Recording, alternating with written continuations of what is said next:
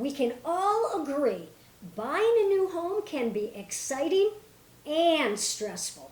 Here's some mistakes people often make and tips on how to avoid those mistakes for a smooth home buying experience. Stay tuned.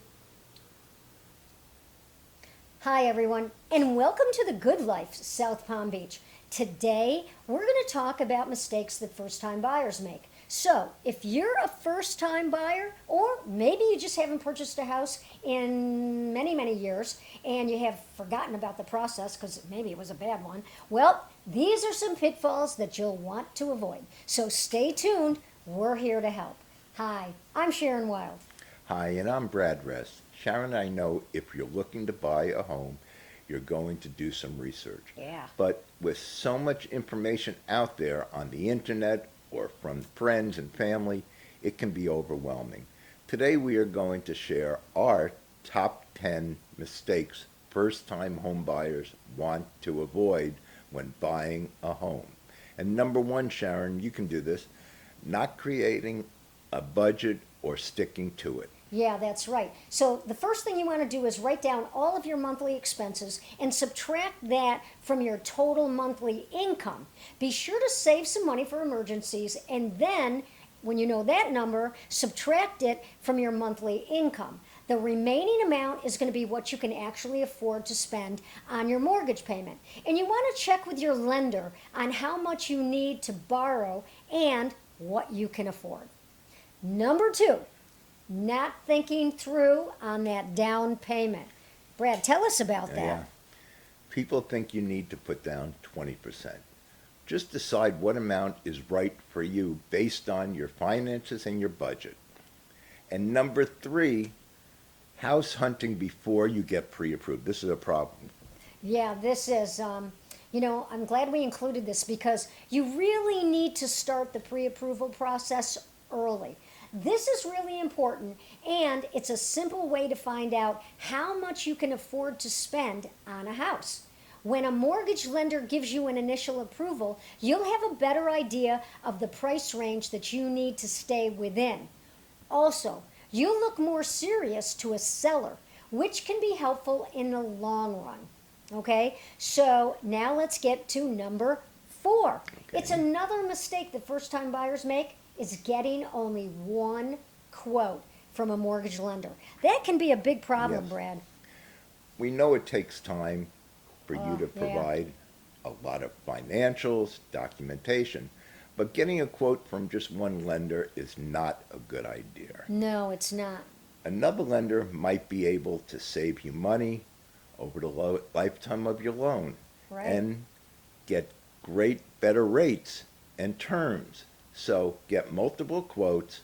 You'll be happy you did. That's right. And number five, ignoring first-time buyer assistance programs. You know, Brad, a lot of people don't know about this, and I think it's really important to mention it because there are a lot of first-time home buyer programs. And there's also even some grants that can help you to buy a home. People need to check these out. Check out your local government websites. There's several federal and also state housing programs that can provide benefits and even assist with down payments for first-time home buyers. And if you're in that low to moderate income bracket, there's also national programs to help you buy a home with as little as 0% down. So that gets us to number six. I just have to mention this one, Brad, but hiring the first real estate agent that you talk to, not a good idea, No. right? Good point. That is not a good idea. You need an experienced agent that understands the market and the areas and the neighborhoods you're interested in. Yeah, that's right. That's why they should come to us, yeah, Brad. 100%. Your agent can also give you a local comparative market analysis that will tell you what other houses have sold for. They will assist you throughout the entire buying process to relieve the stress and the anxiety and make the transaction run smoothly. Your agent will guide you to get the best deal submit an offer, and negotiate your contract. And that's really helpful, you know that? It's good to have someone who can do it all. Yeah. You want an agent who can relate to you and your needs and has your best interest in mind. And that would be us. Yep, we could do that. Number 7, passing on a home inspection. That's dumb. Go ahead. Yeah, that is dumb.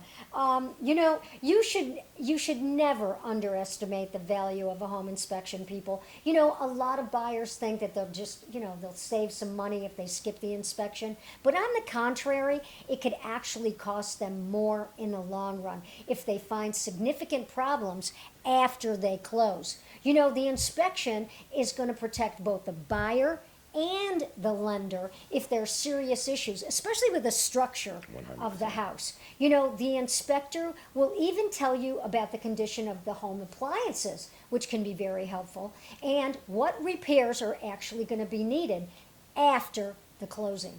You know, when you consider the fact that 86% of home inspectors are going to find at least one necessary repair, I think it'd be a good idea not to waive that home inspection. Just saying. Also, once you receive the inspector's report, you can use it as a negotiating tool to negotiate repairs or have the seller actually lower the cost of the home. Okay, that brings us to number 8, which is not checking your credit report. Oh, this is a big mistake, Brad. That's right. You really need to review your credit report to make sure there are no errors or fraudulent activity. Right. Lenders will use your credit report to help them decide how much they will give you, if any money they will loan, and at what interest rates if your credit history is good.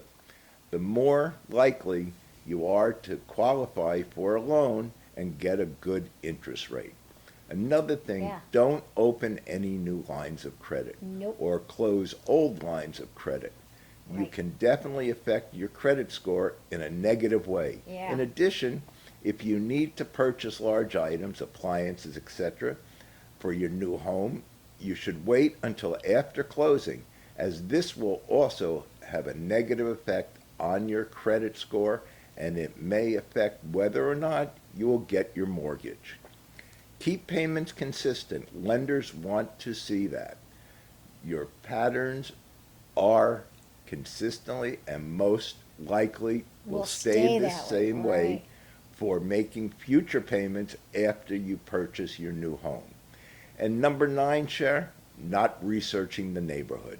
Ooh, yeah. I mean, I can't believe that people do this. They kind of just jump in and go for it. Okay, so it seems pretty obvious, though, people, but it's amazing how many just fall in love with the house and they don't even check out the community and the area and the surroundings and everything. But we recommend highly that you check out the neighborhood, the school, the ratings of the school, and even the crime statistics before you actually buy the place.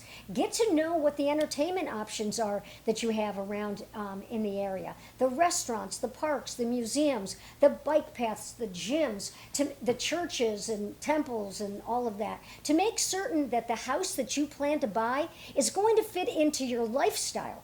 Because once you commit and you purchase that home, you're going to have to live with that decision, so make sure that it's a good one.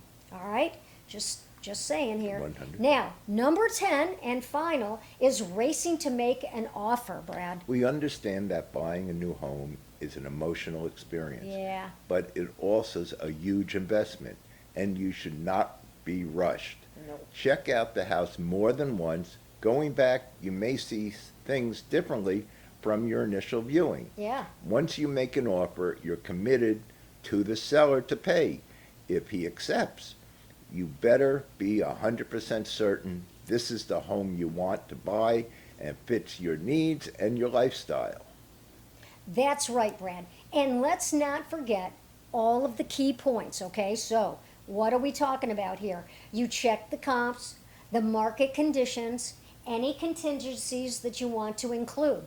You need to stick to your budget, talk to your real estate agent, and get their advice. And that's what we're here for. Right. So we can certainly help you with that. By following these 10 simple steps, you can avoid mistakes that many, many home buyers make. And you could be on the right track to owning your new home without hassles. And that's important. You don't want the hassles. All right, so thank you folks for watching this video. And if you liked it, subscribe to our channel. Give us a thumbs up, like us, share it with your friends and family, and let us know in the comments below if this video actually helped you.